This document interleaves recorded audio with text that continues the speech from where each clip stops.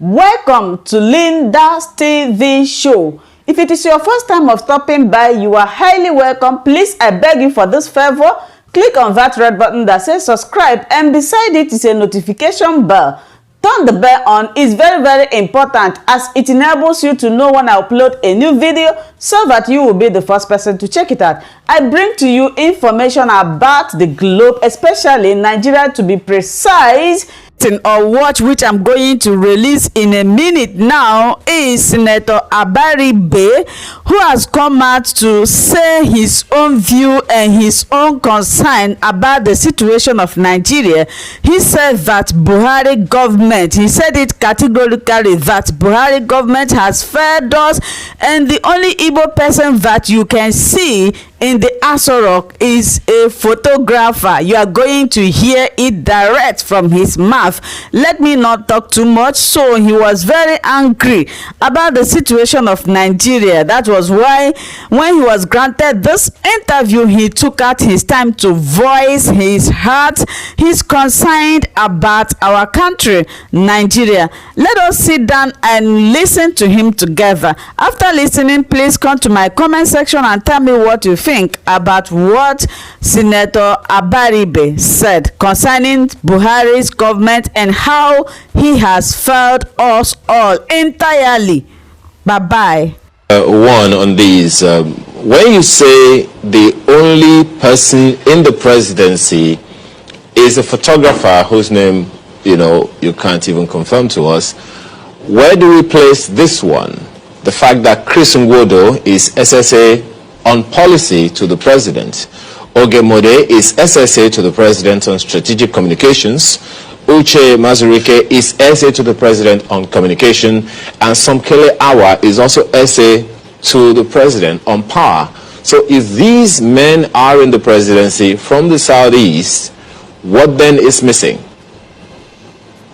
Where are they? I just told you their offices.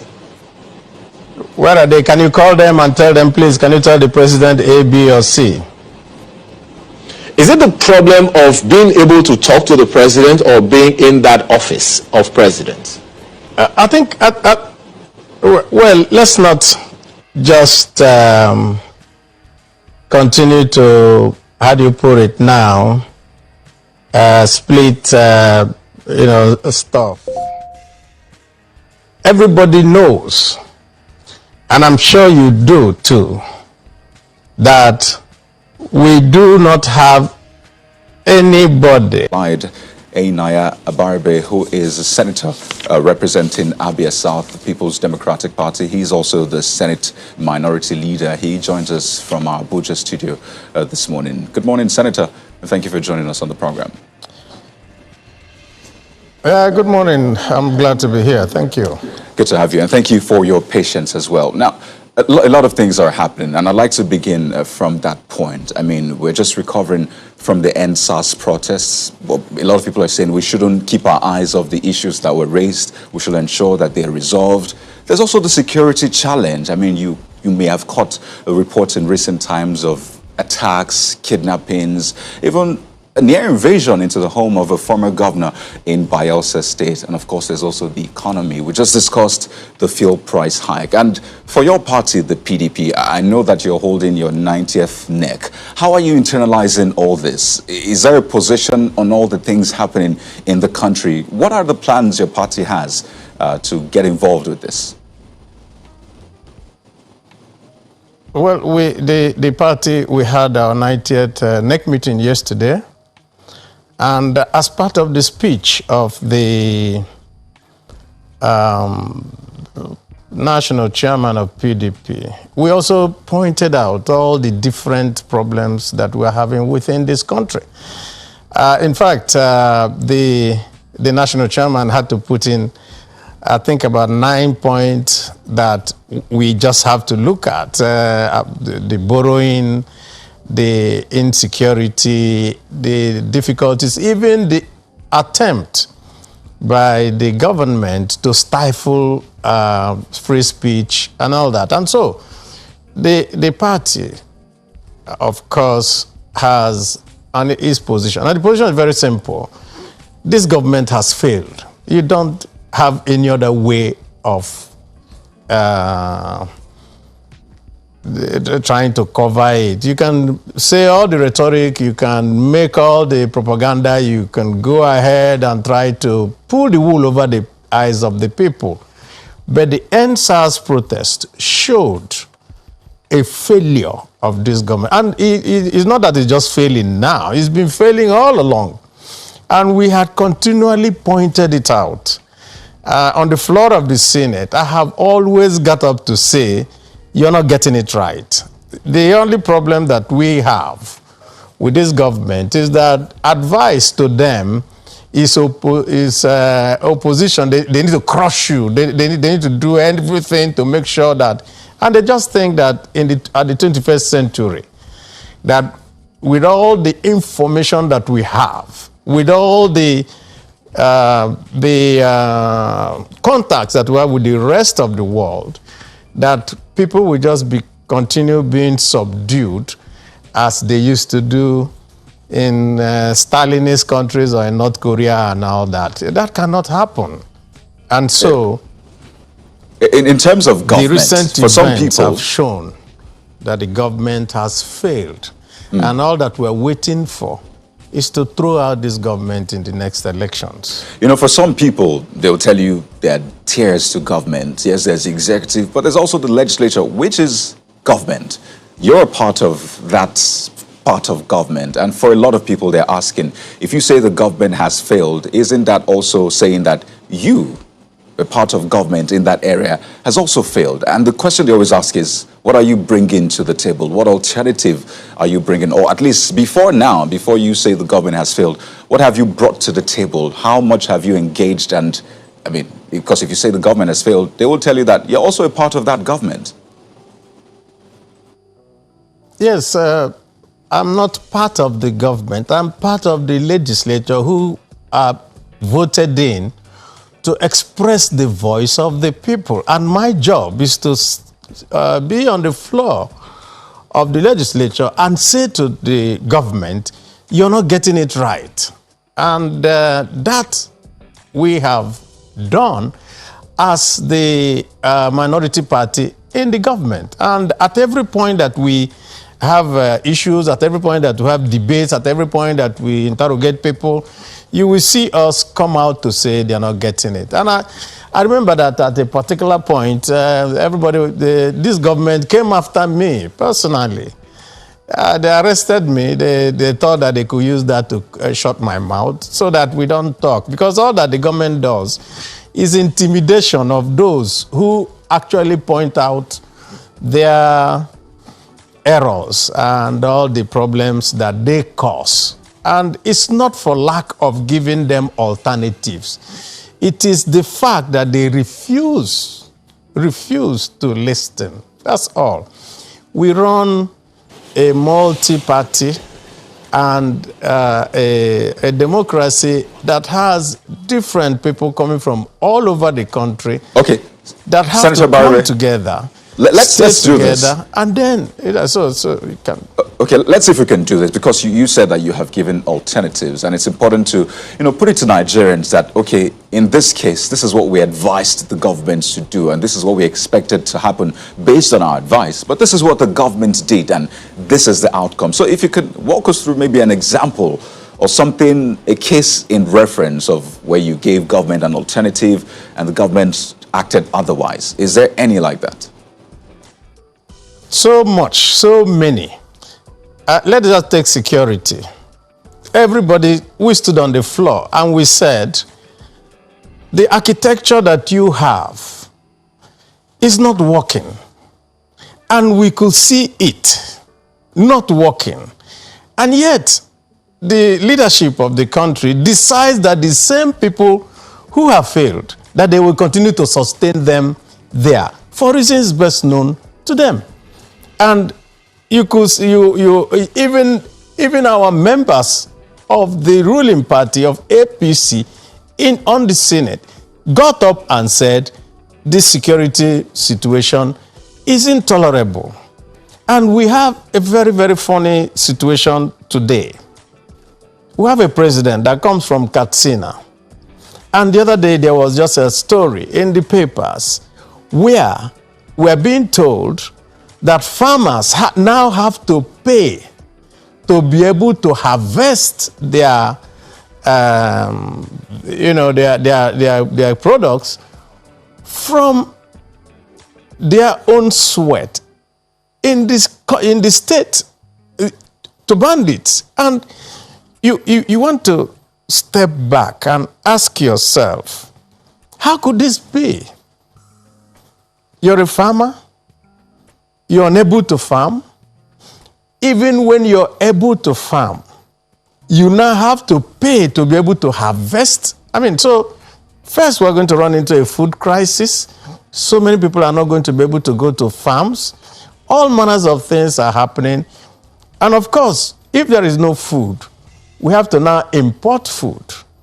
If we have to import food, that puts pressure on the foreign exchange that we have. And of course, leads to rising prices everywhere. Okay. And when you have rising prices everywhere, it continues to increase the poverty level. So you could just see that when you talk about alternative, we have always given alternatives.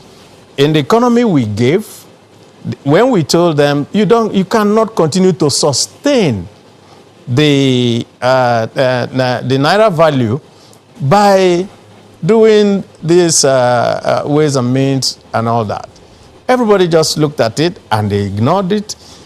So what we think, really, is that we have a government that is mired in the past, that has no connection to the 21st century and the information age where we are.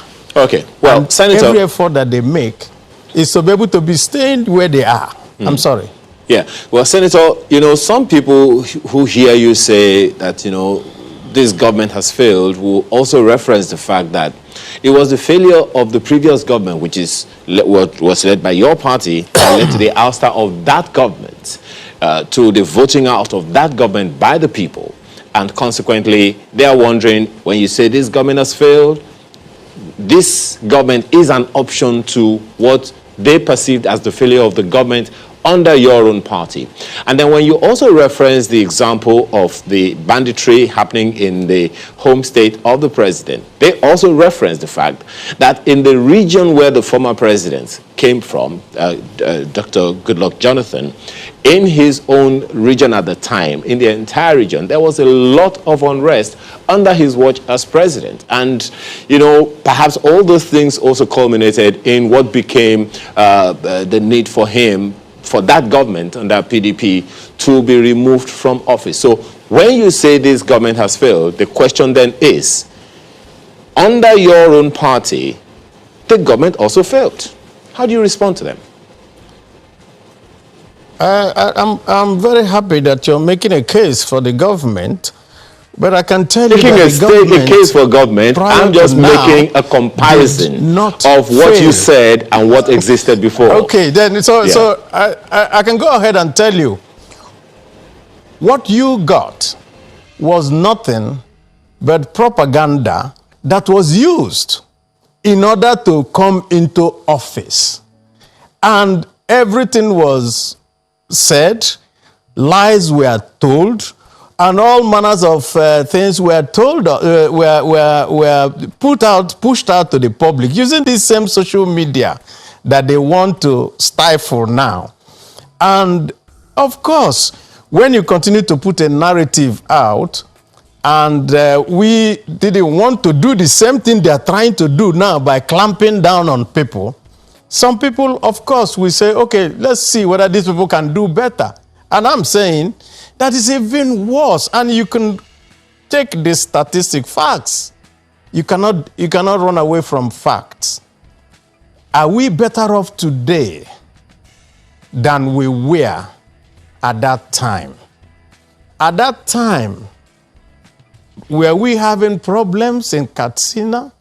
Were we having problems in all the states in the north?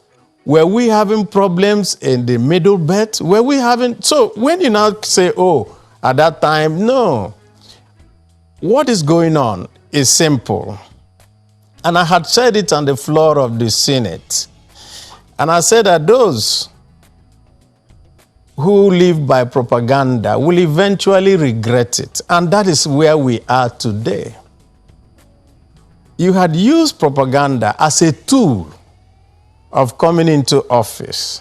Now you can no longer use it again because the reality is facing everybody. And because the reality is facing everybody, they don't know what to do again. And so the next thing is repression. That's all that we're seeing today.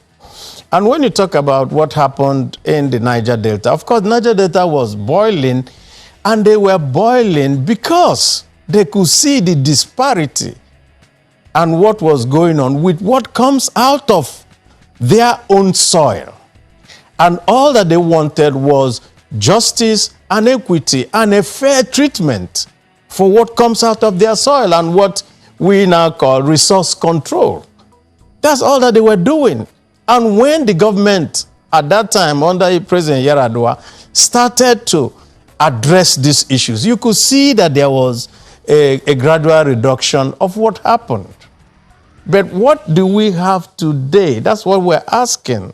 And until this government can come to grips with what they promised, that the only thing you can do is to say it has failed. All right. Well, Senator, you raised the issue of resource control and the number of people. That naturally brings up the issue of restructuring, which is being relatively thorny over the years. And perhaps that's also part of the consideration when Governor Umahi defected from your party to the APC, saying that it was because the party has been unfair to the Southeast. Whether here or there, that issue of restructuring is most certainly something of significance to a number of people. To him, his own reaction would be to move into another party to try to bring, presidential recognition of sorts to the Southeast. How do you react to that? Well, sometimes when some people want to take an action, then they will go ahead and justify it in any way. So what I think Governor Umahi was doing was hiding behind one finger. Sometimes we just look at it and we just shudder. Okay, let us assume that Governor Umahi is bringing the Southeast, as he says, into the mainstream, because that's what I heard yesterday. And then he's going to the mainstream. So what is the mainstream? The mainstream, is it the Aso Villa that belongs to all of us, that you cannot find a single person from the Southeast except a photographer that is inside the Aso Villa? Before, every part of this country was represented in the Aso Villa. So when you want to do government business, sometimes government business is done from back channels. So you have a problem, or they want to do some consultation, you make a call into the villa, you call to your countryman and say, please, can you tell Oga this or that so that we can have this talk? There is none today inside the villa. There's one guy, his name is Sonny, I think he's a photographer there. None. So is Umahi going to talk to who? Okay, because he's governor, okay, so he can talk to chief of staff, he can go to see the president. But what about the rest of the... That is why you could see that his story continues changing. Oh, okay, I'm going to bring it to... Listen, let's put it this way. I am the minority leader of the Senate.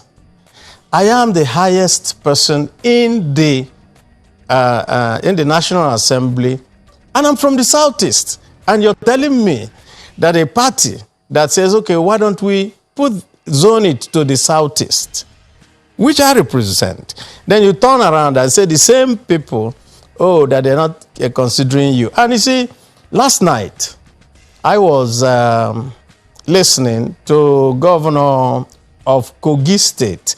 And somebody asked him, I think he was here, and somebody asked him a question and said to him, so has your party, APC, zoned the president? No, we haven't. It's not time yet.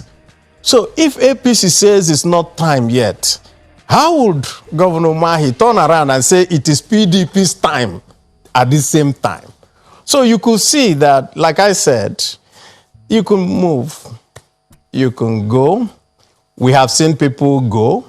At a particular time when Akpabio was leaving, he said, oh, yeah, he will cause a tsunami.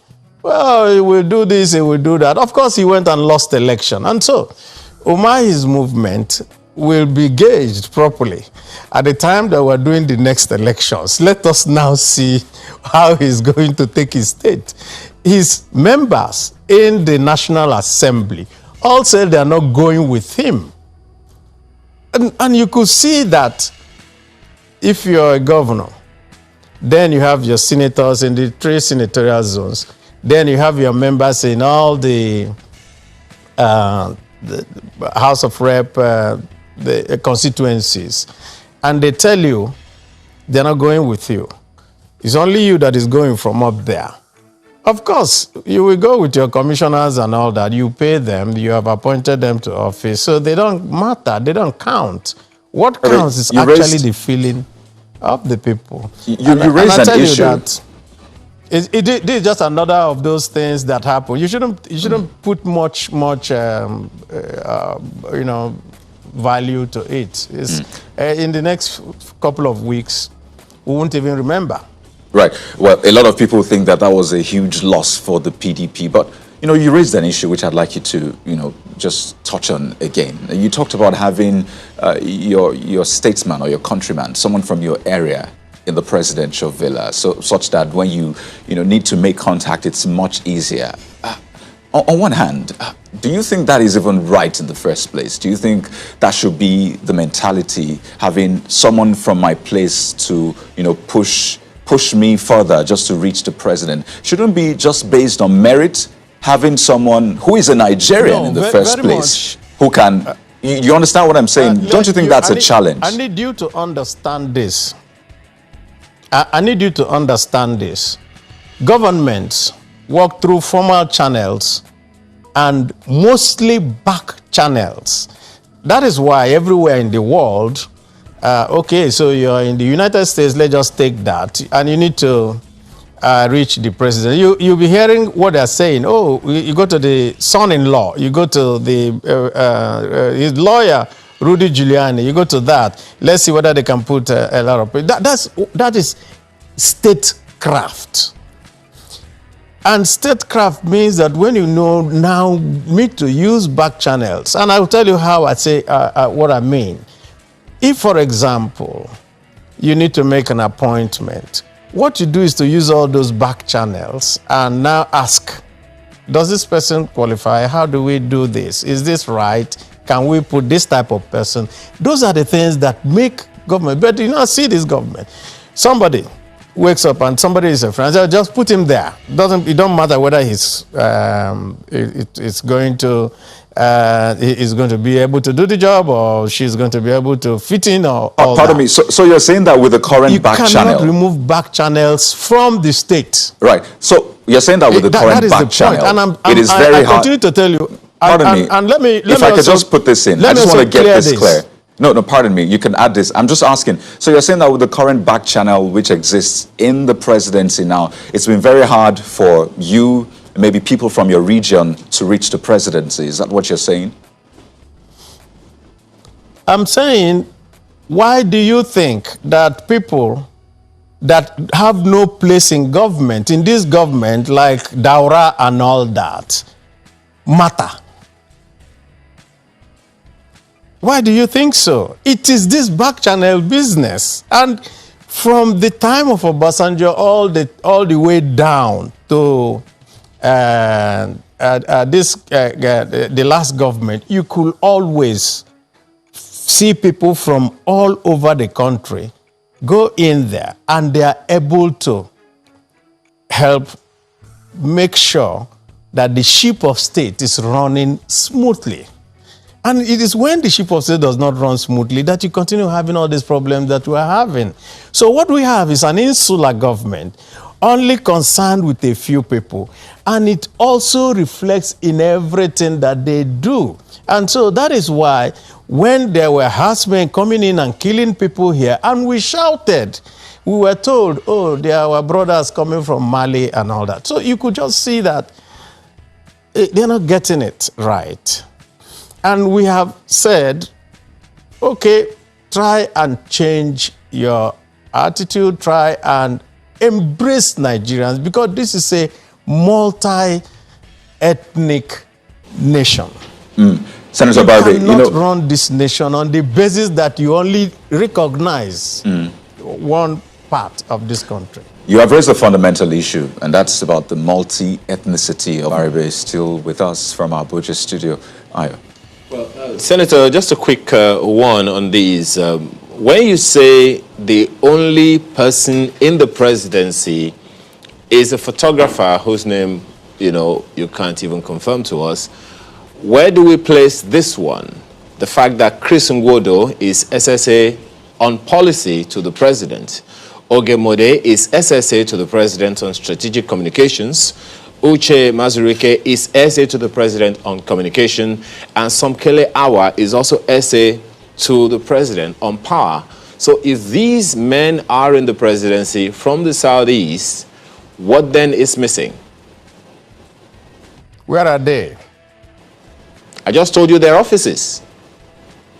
Where are they? Can you call them and tell them, please, can you tell the president A, B, or C? Is it the problem of being able to talk to the president or being in that office of president? I think, well, let's not just continue to, how do you put it now, split, stuff. Everybody knows, and I'm sure you do too, that we do not have anybody that you could say, this is a proper person within that whole enclave called the villa. We used to.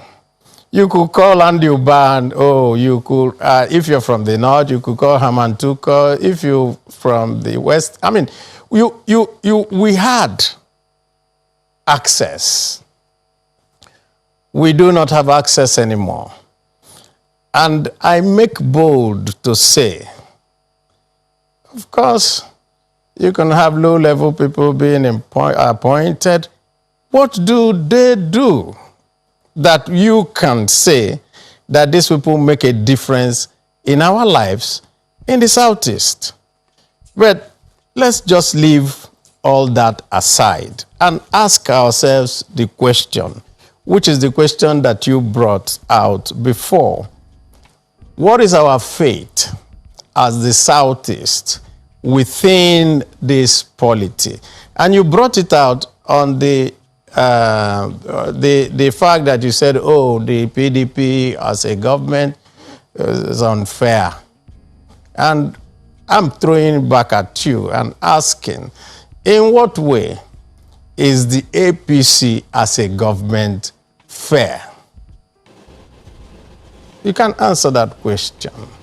Well, perhaps we will ask really fellow can't. politicians like you. But, Senator, when we talk about, where the Southeast stands in Nigeria, there are a number of questions about that one as well. Of course, there's been calls over the years for an Igbo presidency, which is also valid, given that the last time we had anyone in the presidency in Nigeria who is from the Southeast, well, maybe the Second Republic Vice President and the First Republic President.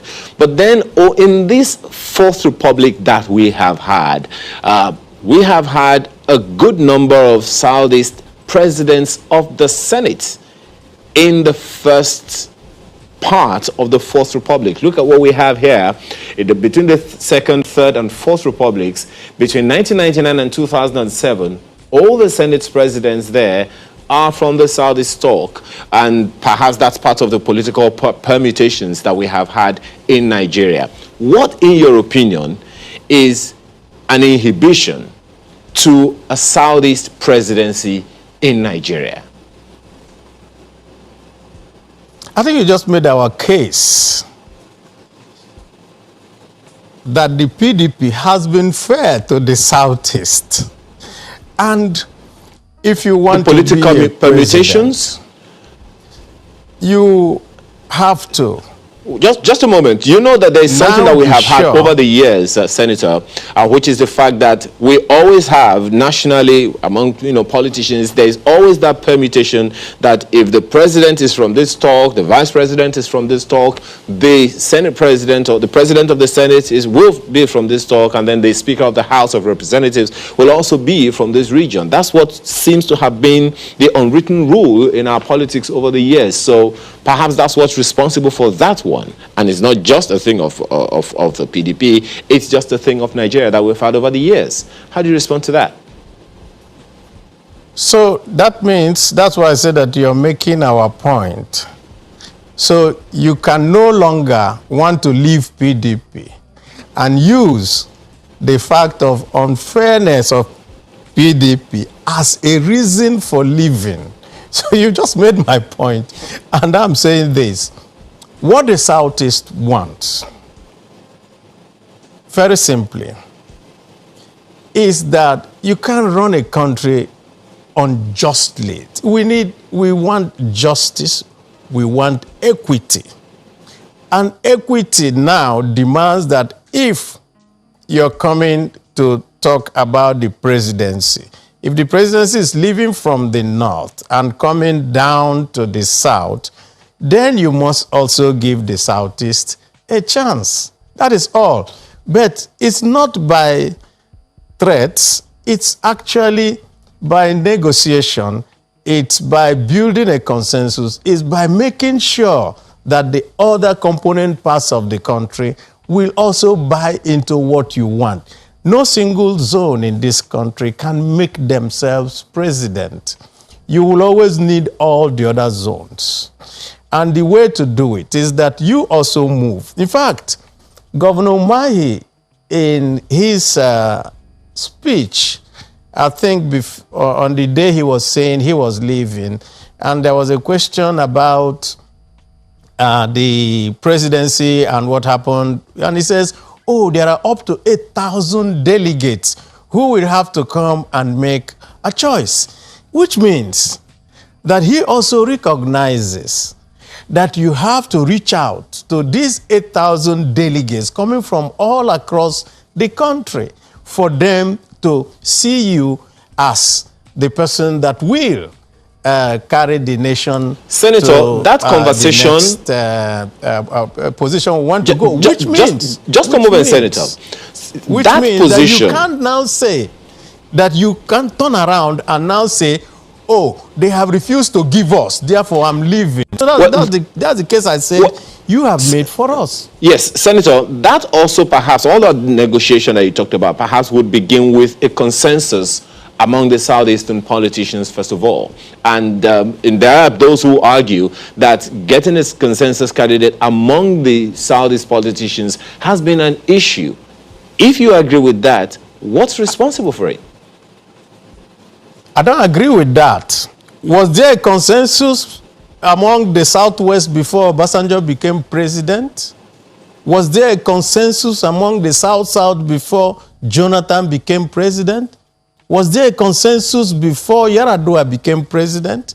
So why is it that when you come to the turn of the Southeast, you now give us a different level of engagement, a different standard? Oh, the Southeast must meet. We don't have to.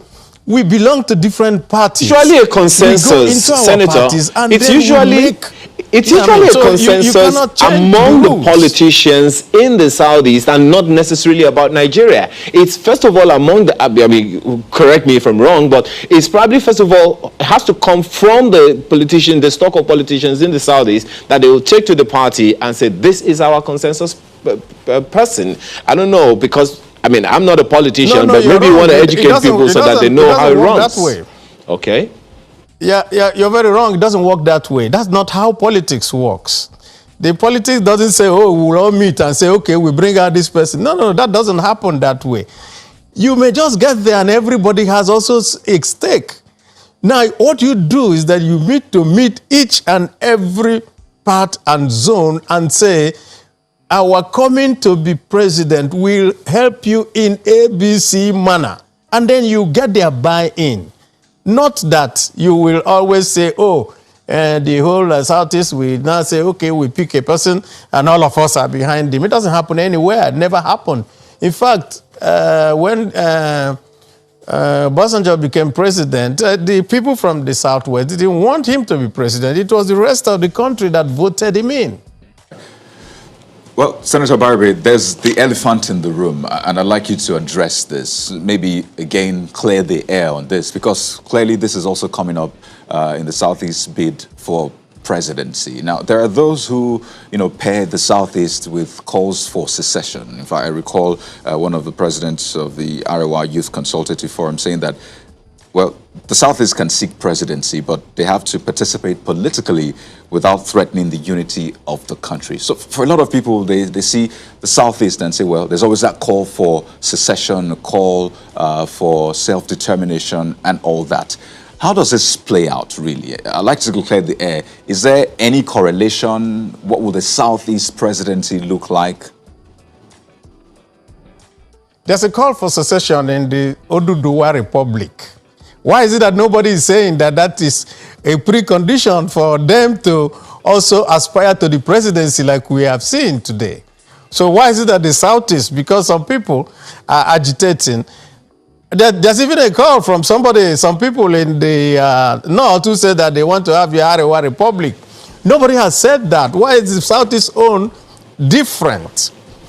Our own feeling from the Southeast is that at any point that these matters come up, we are being treated in a different manner. And that is why we have been agitating and saying, treat us equally.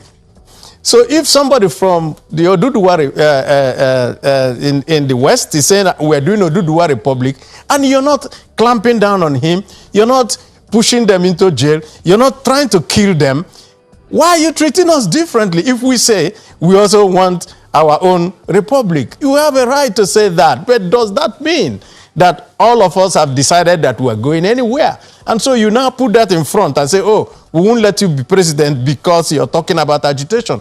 Why are we letting somebody from the Southwest be president?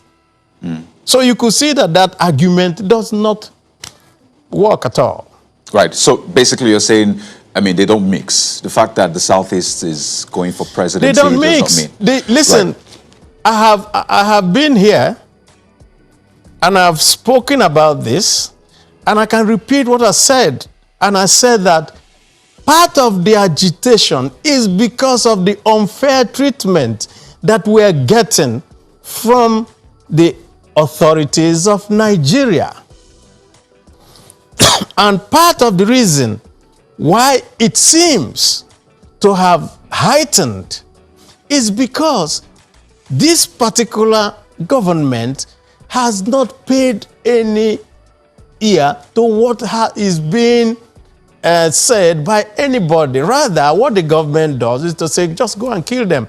If you kill enough of them, they will keep quiet. And that is not the way to run a country where there are too many. And also, those are quite heavy allegations, Senator Abaribe. But I mean, I see you coughing already, and clearly this conversation has probably had its toll on you. No, I would like to thank you. That's what. I have some water here, don't worry. Thank you. Okay, please. But I would like to thank you so much. I mean, this is an ongoing conversation, but thank you for shedding some light on some of those areas. We'll definitely be getting in touch with you sometime soon just to continue with this. But thank you so much once again, Senator. It's my pleasure. I'm always ready to be here. Senator representing Abia South PDP is also the Senate Minority Leader. Appreciate your thoughts on the program.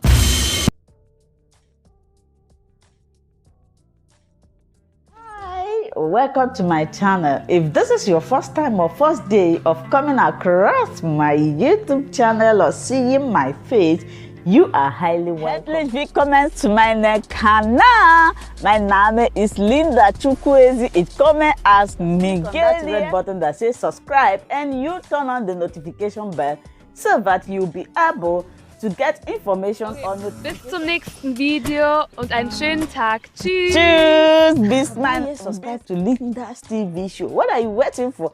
Click on that red button that says subscribe. You turn on the notification bell so that you'll be getting more updates from me. Leave your comments down below and share this video with your friends, families, and colleagues until we meet again in my next video. Bye bye.